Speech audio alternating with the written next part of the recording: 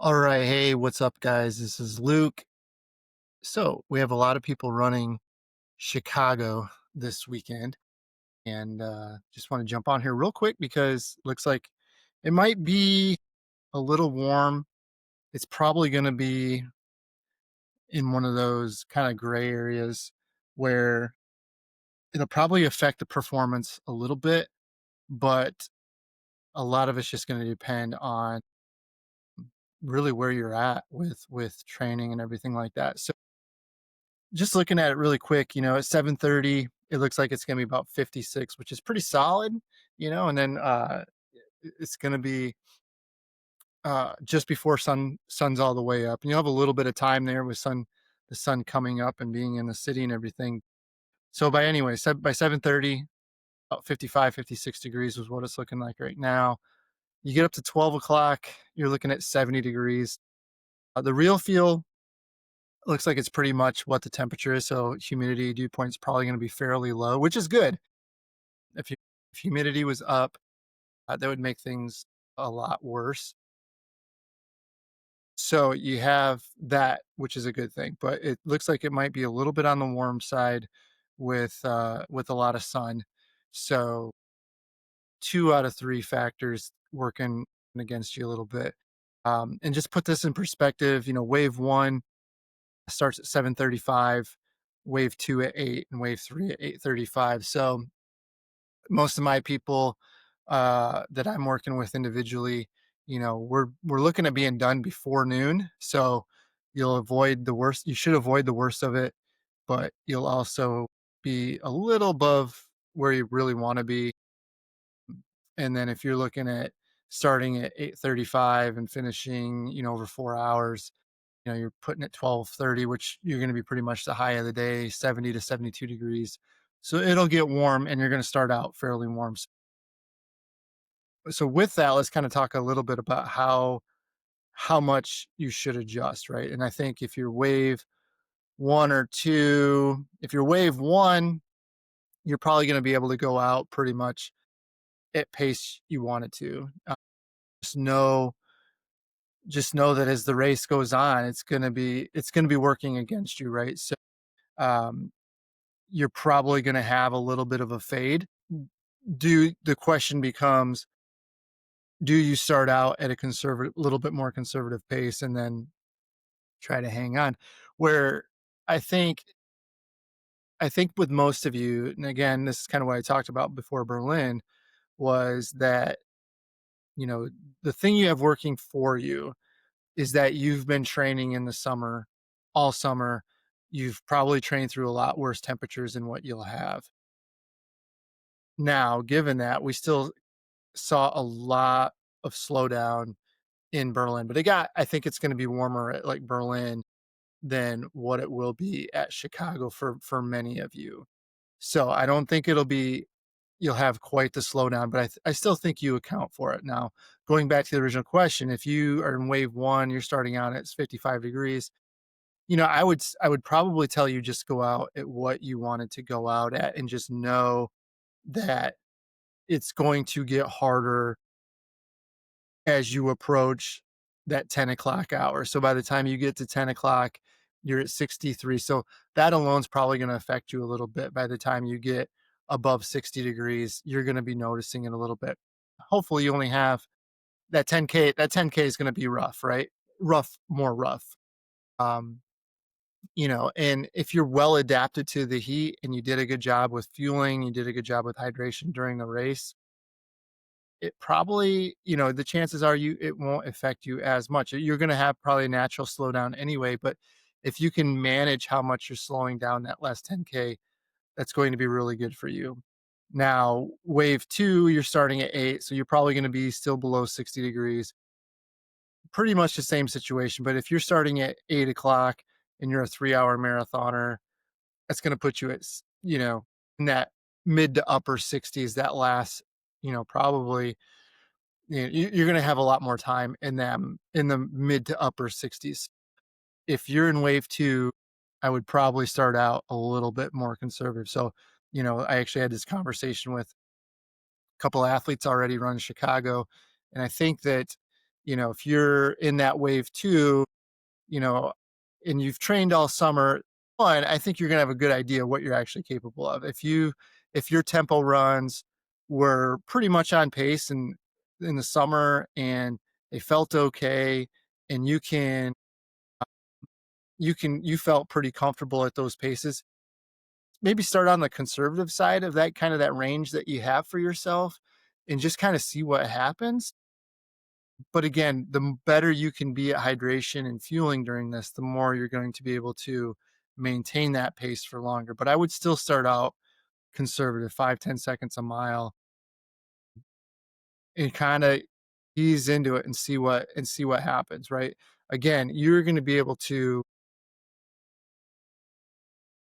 tell a lot more because it's already going to be warm by the time you start. So giving yourself a little bit of cushion there, I think, is a good way to go. Now, if you're wave 3 and you're starting at 8:35, the vast majority of your race is going to be in that 60 plus range. So I would definitely start out a little more conservative, right? 10, maybe 10 to 15 seconds a mile slower than what your goal pace is. But again, a lot of this is going to be determined by you being able to go back and look at how your tempo runs were and your long runs were. So if most of my athletes adjusted fairly well over the summer and they have a good idea of what they're capable of because they adjusted their paces. They ran in this most of the summer.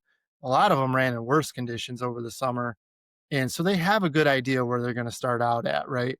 But if you are in a situation where you're not really sure, I would go back and really look at your tempo runs, look at kind of the weather you ran in them, and then make a decision there, right?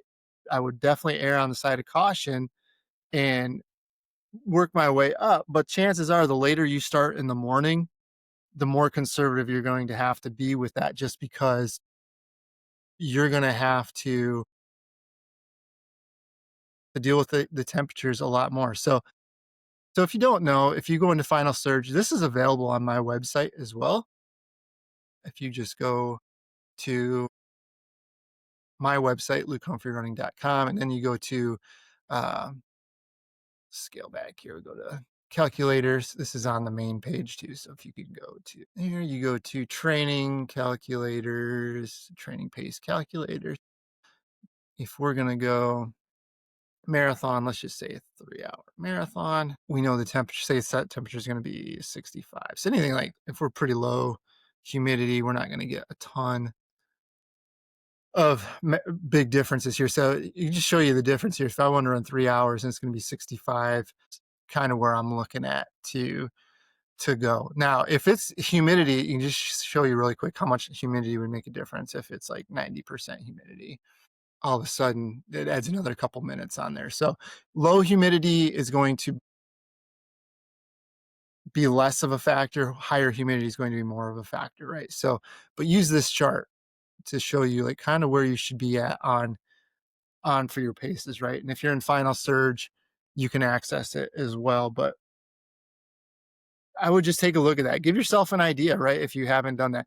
Like I said, with most of my athletes, we adjusted stuff over the summer. We took it into account, and we have a really good idea of what a person's capable of doing already in the heat and humidity. So I would just give you this advice: is I would just be cautious. I'd be conservative, especially if you don't do well with warmer temperatures. And I wouldn't force the issue. I wouldn't force the issue if it's anything over 60 degrees. I really wouldn't force the issue on. I think that you have to be very careful.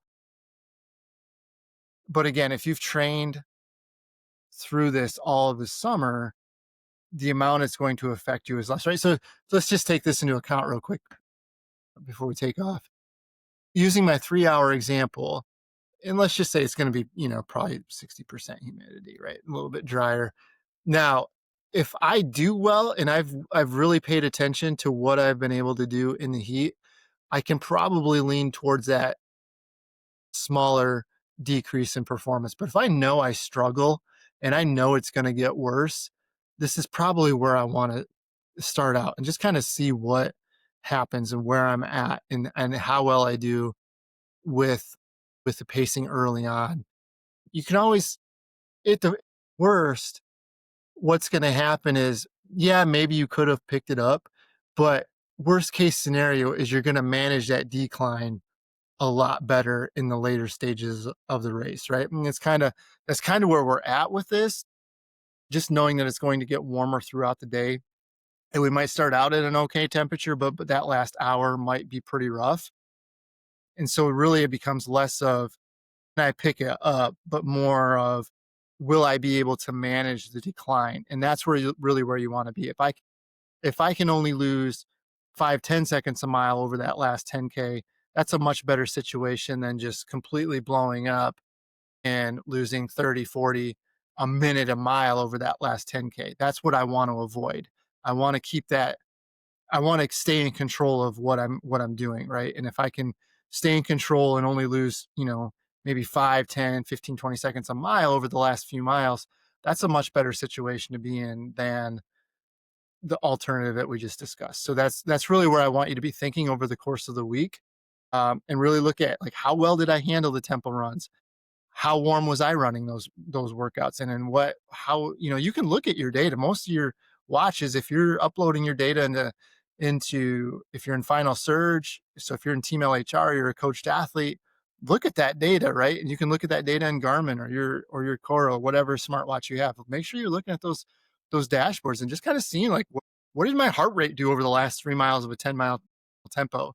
And then factor in like how well did I fuel on those? How well did I hydrate on those? If I have that better now, that's all going to play in, and you should be able to kind of really settle in on a goal pace that's going to be manageable early on and set you up for that so that you don't have a drastic decline in performance over that last hour, whatever is going to be in that really warmer temperatures. And then again, if you're starting later in the day, obviously more time for you in those warmer temperatures, probably want to be a little bit more conservative. So again, just a lot of stuff to think about. But unfortunately, it's one of those things where it's if you're coming from depends on where you're coming from too, right? If you're coming from Florida up to this, it's probably going to be another on just another run for you. But if you're like for us in Michigan, we've had some cooler mornings where it's been in the 50s for most of the mornings now, even though it's getting up to 80 plus degrees in the afternoon. A lot of our runs have been in cooler temps. So that's going to play a part into it too. So yeah, take all those factors into play and just settle on a number, right? And just be cautious. Don't try to force the issue. You can still have a really good day, but if you're looking for a monster PR, you might have to, I have to scale that back a little bit. Again, it's Monday, so things might change. I would just try to set yourself up for the best day possible, given the conditions, and take it from there. Hopefully that helps you guys kind of map out where you want to be, and don't hesitate to post in comments and continue the discussion. So, all right, I'll talk to you later. If I don't see you before Chicago, best of luck to everybody, and we'll hope for no need for this video, right? Hopefully we'll get a cool front blow through and you'll be good to go. So, all right, take care. Good luck.